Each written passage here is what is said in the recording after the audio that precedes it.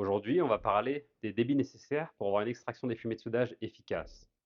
Ce qu'il faut savoir, c'est que le débit nécessaire va dépendre notamment du type de capteur que j'utilise, mais ça va également dépendre de mes paramètres de soudage et de ma position de soudage. Les nombres que je vais vous donner aujourd'hui, c'est des nombres un minimum qu'on va vouloir aller chercher pour être capable d'être efficace.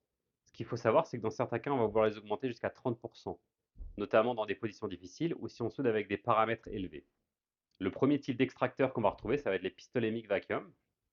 Donc ça fonctionne comme un pistolet mic traditionnel, sauf qu'on a une tête d'aspiration ici, donc les fumées vont venir être aspirées directement à la source, puis vont être évacuées à travers la poignée et un boyau flexible. Les dizaines qu'on va retrouver le plus souvent, ça va être avec une aspiration de 2,5 à 3 pouces du bout de la buse gaz. Dans ce cas-là, on va vouloir chercher un minimum de 100 CFM. Pour certains modèles, l'aspiration se fait beaucoup plus proche, et dans ce cas-là, on va plutôt aller chercher 50 à 70 CFM. Ce qu'il faut savoir par contre, c'est que plus j'aspire proche de mon bas de fusion, plus j'ai des chances d'aller aspirer mon gaz de protection et donc de créer de la porosité. Et donc quand je me rapproche, le contrôle du débit devient vraiment fondamental et parfois même peut être problématique. Pour les bras flexibles comme celui-ci, on a souvent des diamètres de 3, 4 et 6 pouces. Ça, c'est un bras de 3 pouces, et dans ce cas-là, on va vouloir avoir un débit au minimum de 200 CFM.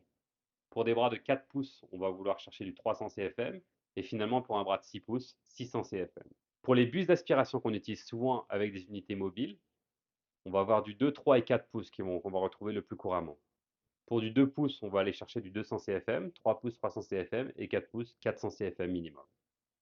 On peut aussi parfois retrouver des hottes d'aspiration.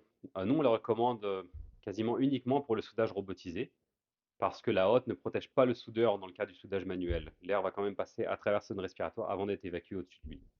Il est difficile de donner un débit minimum dans le cas d'une hotte parce que ça va dépendre de nombreux paramètres et notamment de la dimension de la hotte qui va être nécessaire.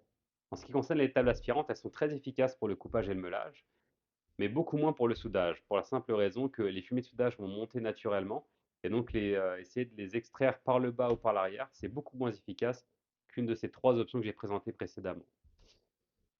Encore une fois, le débit d'une table aspirante va dépendre de nombreux paramètres et notamment de la dimension de la table, donc c'est pas possible vraiment de donner un nombre dans cette vidéo. En ce qui concerne la ventilation générale, le consensus, ça va être d'aller chercher un minimum de 4 changements d'air à l'heure. Il faut savoir que ça inclut également l'air qui est extrait par nos extracteurs de fumée. Dans les espaces confinés, on va vouloir monter ça à 10, voire même jusqu'à 20 changements d'air à l'heure pour être capable de maintenir un environnement de travail qui va être sécuritaire pour le soudeur.